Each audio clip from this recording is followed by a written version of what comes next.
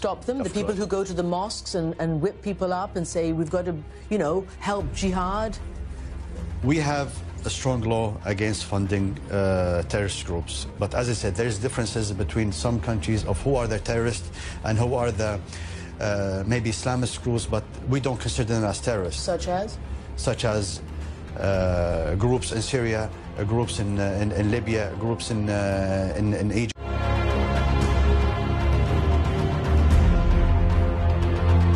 Can you confirm that you're providing weapons? You're allowed to provide weapons, you say, to the opposition, but can you tell us if you are in fact doing that? If they will ask for weapons, we are going to provide them. Have they asked? Well, of course, they asked, but it will take some time, some training.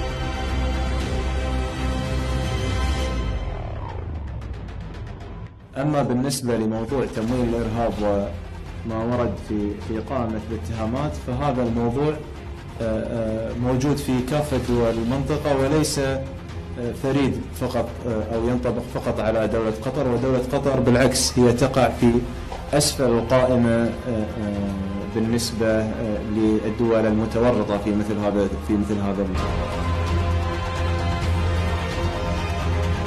الشيخ حمد ابن خليفة الثاني حفظه الله، وقد كان معي في الحقيقة في هذه الثورات العربية الخمس كلها، كان أسبق مني، كان يعمل مع هذه الثورات ويحس بها ويتفاعل معها.